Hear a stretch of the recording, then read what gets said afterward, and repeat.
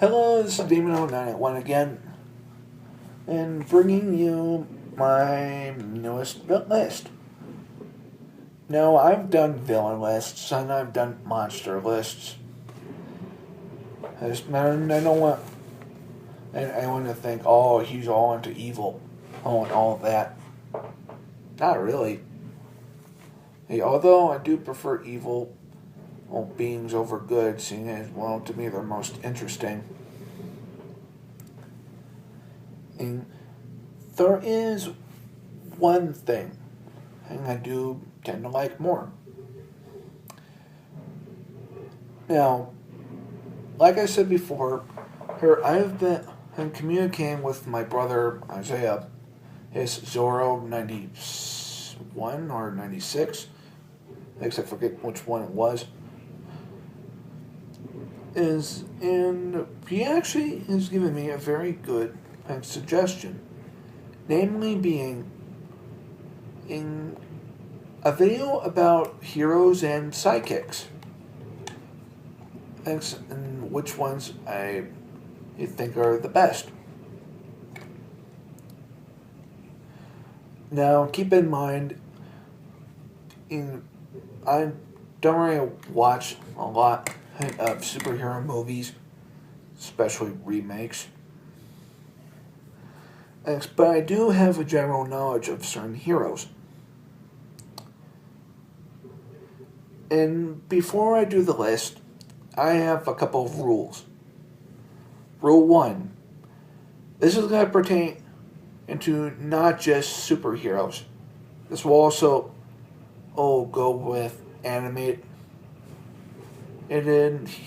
TV show heroes as well as video game heroes, as you'll soon see. Rule number 2, along with rule number 1, this doesn't just pertain into Marvel and DC. And number 3, there's going to be a couple of entries on this list as that a lot of you out there are going to say, wait a minute, didn't those guys start out as villains? You'll see why I'm counting them as heroes in a second. So let's not beat around the bush, but let's go on to my top 11 heroes and sidekicks. Why 11? Because I don't really know that much about certain heroes. Well, it's as much as I wish I did. Number 11, Sonic and Tails. Well, starting off the list with the other two most famous video games hero and sidekick team, Sonic the Hedgehog and Miles Tails Prower were first featured in the original Sonic the Hedgehog game. And we all know about these two characters. Those who don't know, Sonic is an anthropomorphic blue hedgehog who has the ability of superhuman speed, and agility.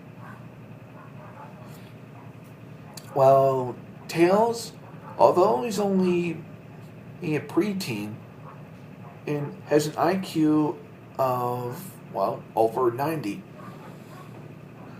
Which means he's a technological genius in certain cases. So as well as being able to use his two tails, hence his name, kind of like the propellers of a helicopter are allowing him to fly.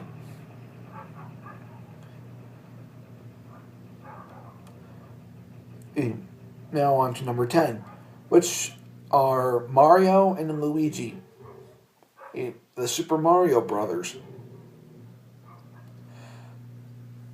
Now, I could play the epic rap battle, the Mario Brothers versus the Wright Brothers, but that's a little too cliche in my book. Like with Sonic and Tails, we basically know about these two already. as they are featured in the Super Mario world. Basically, plumbers slash princess rescuers, I guess I could say. Their main enemy is King Koopa or Bowser. And their abilities and weaponry are actually kind of interesting. And they're separate games. Now, if you've seen Death Battle, Luigi versus Tails, those you probably know what I mean, as well as Mario versus Sonic. And if you don't, I suggest you watch Death Battle. Oh, it's actually a pretty good series. Now that's enough with video game hero and sidekicks. Let's go on to number 9, which are Johnny X and Super Pooch from Johnny Test. Although their alter egos are Johnny Test and Dookie. And throughout the series of Johnny Test, there have been about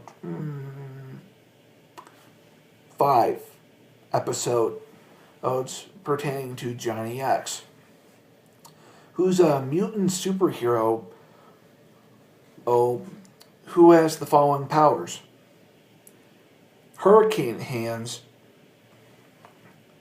and shape-shifting ability, lava snot, I know,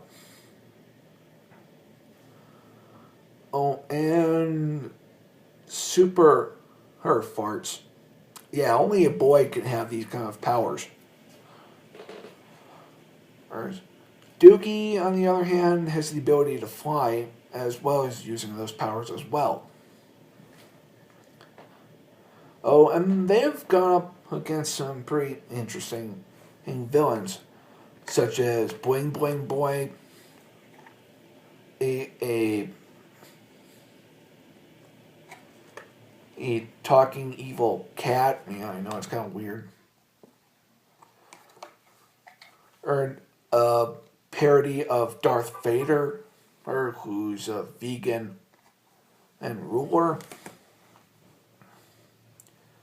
Or a Mr. Freeze knockoff, and a demented Willy Wonka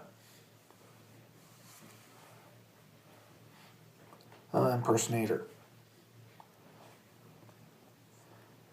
Now, I saved 5 episodes because 2, technically, they shouldn't have been back after Johnny and Dookie, he were destroyed.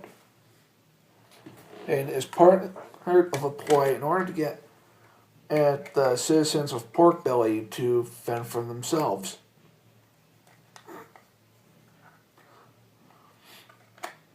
That being said, let's move on to number 8, which is actually now the most popular animated Hero-Sidekick team. And being Finn the human and Jake the dog from, Adventure Time.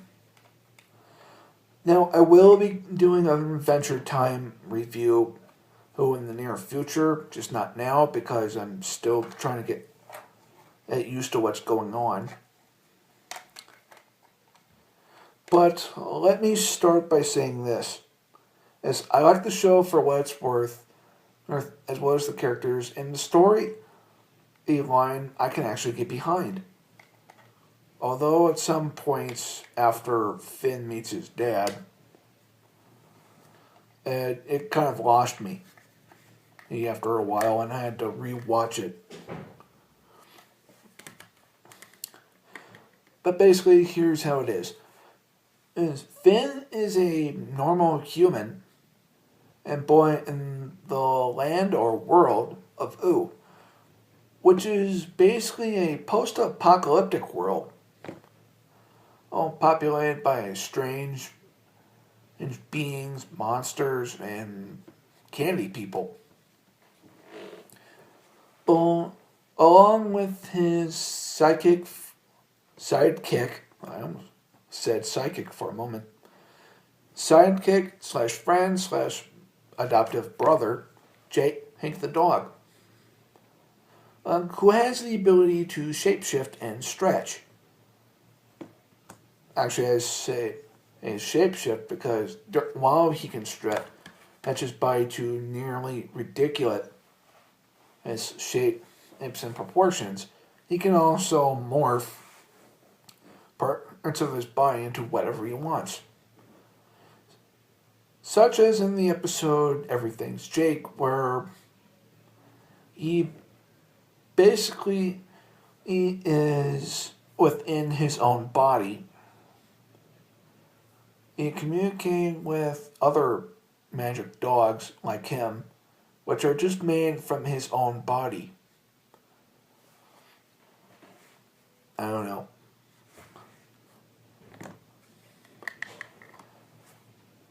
Oh. Now on to number 7, which is the duo of Mermaid Man and Barnacle Boy from SpongeBob SquarePants. Now, like with Johnny Axe and Super Pooch, there have been about 5 to 6 episodes just about these two characters. Now, let me start off right out of the gate by saying this. Mermaid Man and Barnacle Boy is a SpongeBob version of Batman and Robin, if you think about it that way. Especially in one episode where SpongeBob and Patrick are watching this old videotape from when Mermaid Man and Barnacle Boy were young.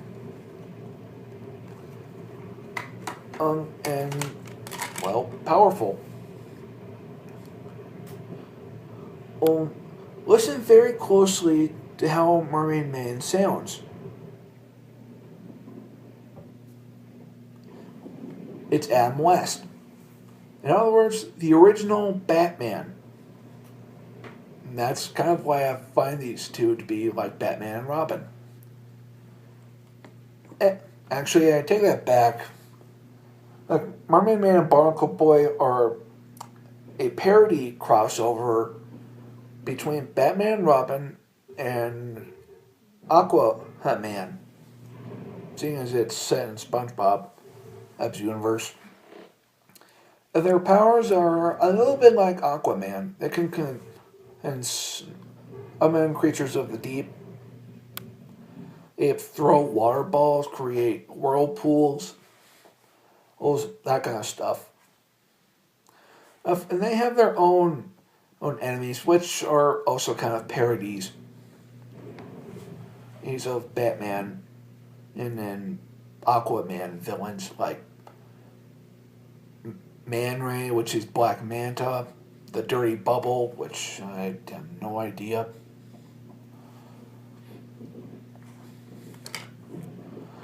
And their pilot episode was actually kind of interesting, seeing as SpongeBob and Patrick are their biggest fans, and such want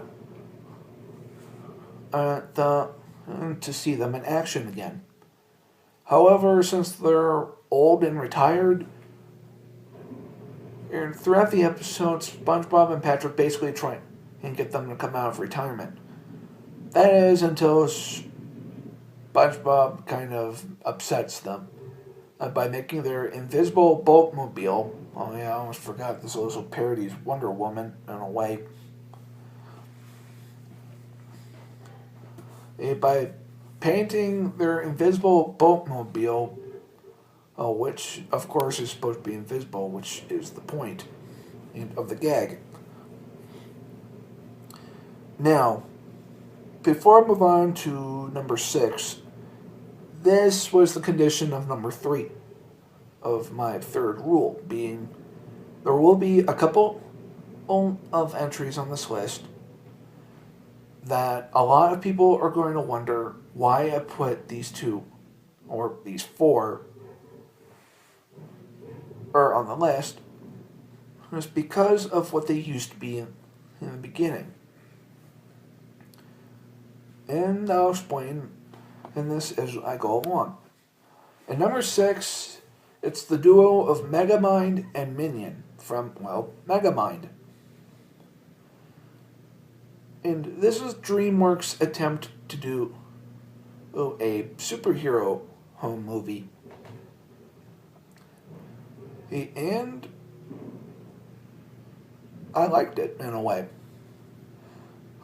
Although it kind of has a lot of superhero movie cliches. And it's like villain monologues, and villain hero banter, and all that. It is rather interesting. Although technically this is a parody of Superman, in a way, it kind of fits. And yes, I am aware, Megamind used to be a villain in the beginning. But throughout the movie, after he destroys Metro Man, and he slowly starts to become good, which is not very common for a villain. And while he's doing this, he wants to come up with another nemesis in order to replace Metro Man, which he does by making Roxanne Ritchie his cameraman and into the next Metro Man by naming him Titan, and kind of spoofing off of Superman by also impersonating Superman's father in a way.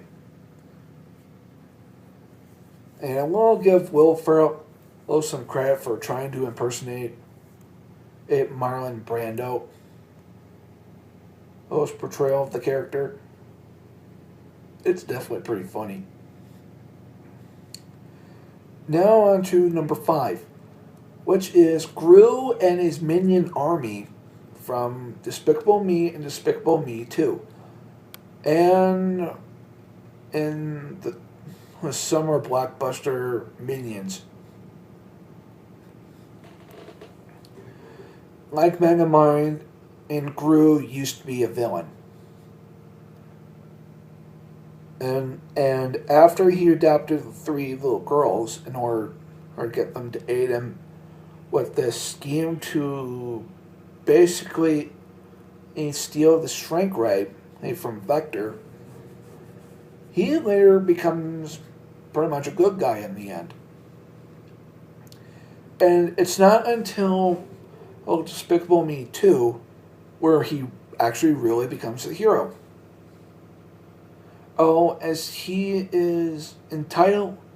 No, wait. No, not entitled. Enlisted in the Anti-Villain League, which is this CIA, the FBI, Interpol-like organization, which basically runs to stop villains of any kind. And if you've seen my other villain list, as you know what I had to say about this movie.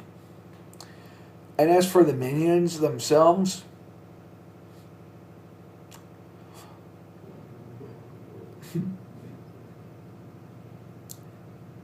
they are probably my favorite minion henchman / sidekick character I have known for years. Mostly because I find them so funny. And I cannot wait until their movie hits theaters this summer. Or especially after I've seen the trailers during Super Bowl.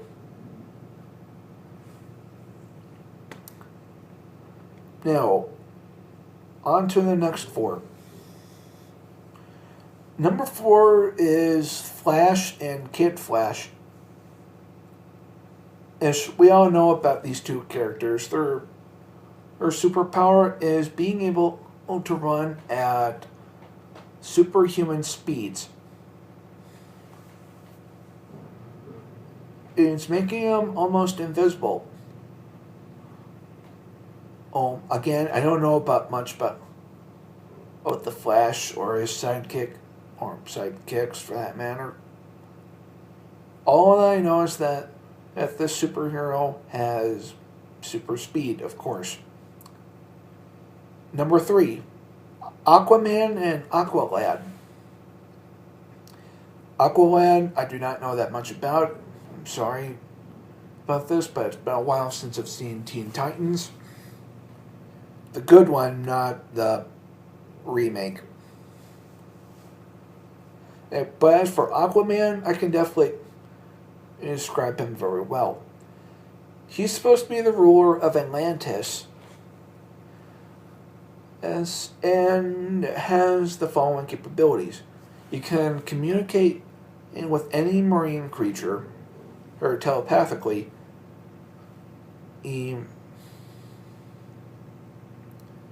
Oh man, I think that's like his most notable power, as well as being able to breathe underwater.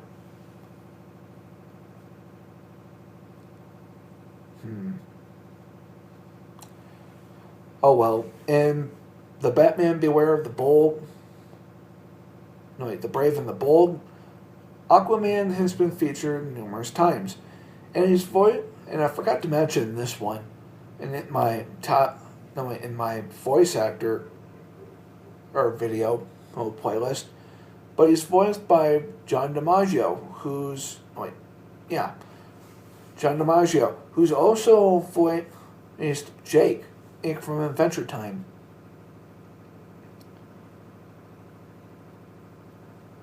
And was also included in the Mayhem of the Music Meister episode as one of the hypnotized heroes.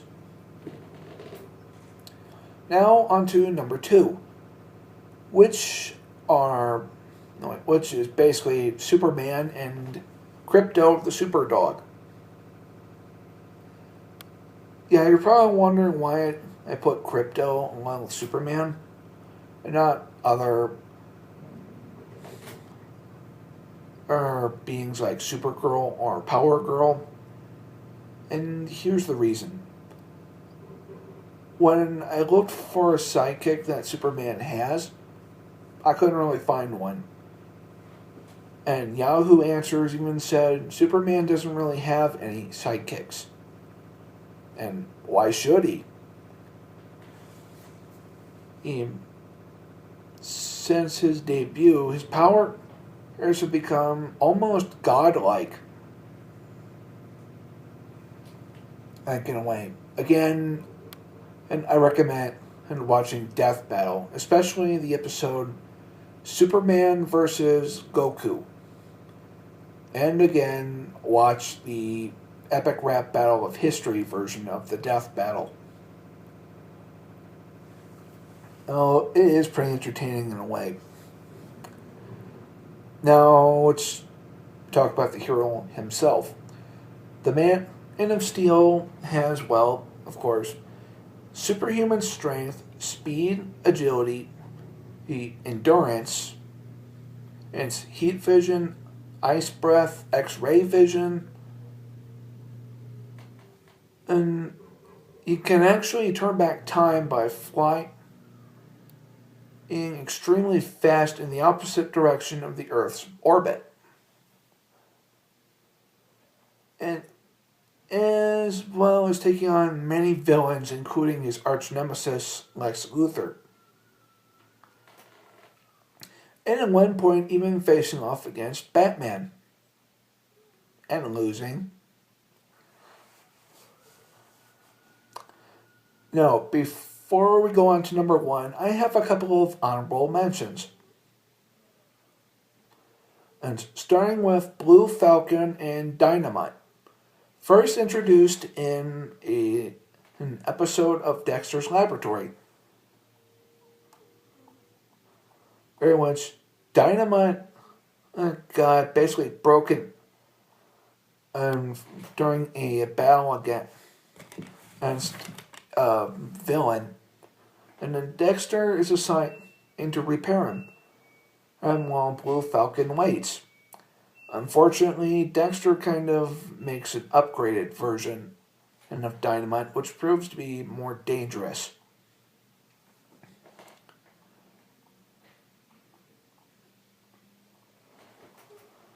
Yes.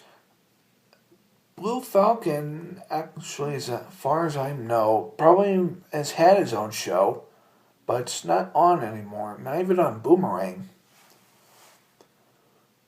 And is introduced or reprised in a direct-to-video sequel of Scooby-Doo, in which they go after a Mr. Hyde-like villain. And if you want my opinion of the movie, pass. As for the second honorable mention, this one's going to be a little interesting. Because although this Hero-Sidekick duo doesn't really count to some, I'll count it. And as an actual whole thing. That being the Crimson Chin and Cleft the Boy Chin Wonder from the Fairly Odd Parents.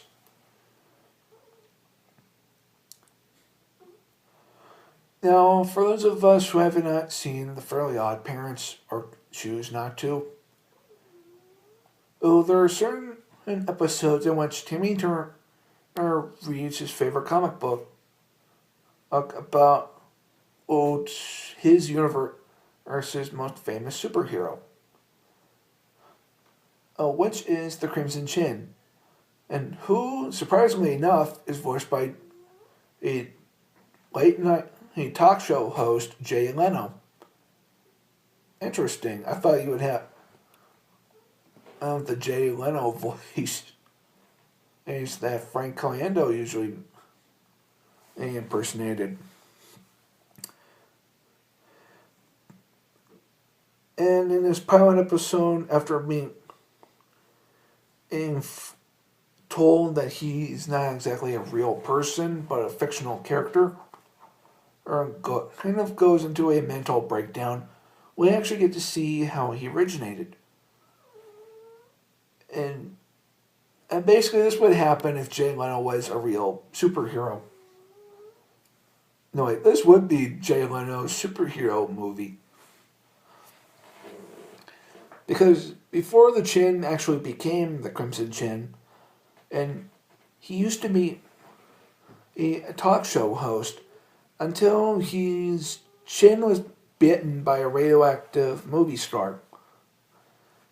After which he became a chin-themed superhero. Oh, with a chin about that long. Or maybe... yeah, about that long. And he has had his own line of villains as well. Which are all body-part themed, I've now realized. From the bronze kneecap, the titanium toenail, the brass knuckles, the iron lung, that kind of thing. And as for Cleft, well, he's Timmy Turner's alter ego. After wanting to make the Crimson Chin and feel better. And has actually been featured in quite a number of episodes. Now, on to the number one spot. And say it with me. Batman and Robin, the most popular dynamic duo in hero history. We all know about Batman, and thanks to the numerous movies, TV show adaptations, video games, comic books, action figures, etc. As for Robin, we know quite a bit. Not only from certain Batman shows, comics and movies, but also from Teen Titans and Teen Titans Go. You want to know what the funny thing is? When I was looking up villains for my other animated villain list, Robin was counted as a villain. And for those who have seen Teen Titans Go, there are a few episodes that justify that.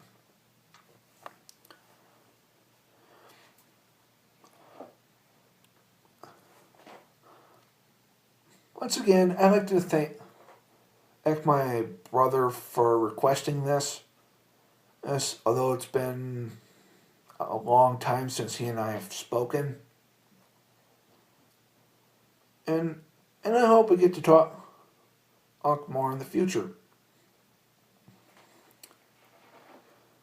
And before I do, now my usual, subscribe, comment, and subscribe. But Ben, I have something I have to get off my chest. I want to apologize for not making any more videos this week than I should have. Or how I sound at the moment. It's just that there have been things going on in my life I'd like to forget. Mostly being involved in an automobile accident this week.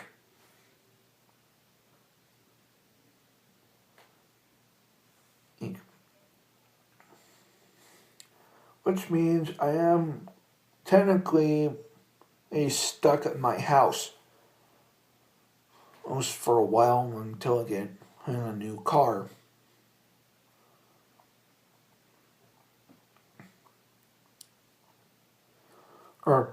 But anyway,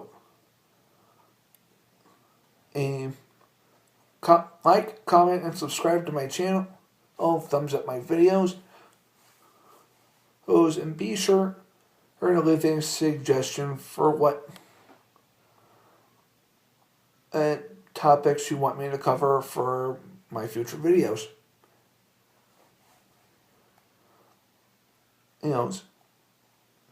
Whether you would like to Facebook me for comments, go to my Gmail. Go to my email account to put in comments, which is mpjfox@gmail.com.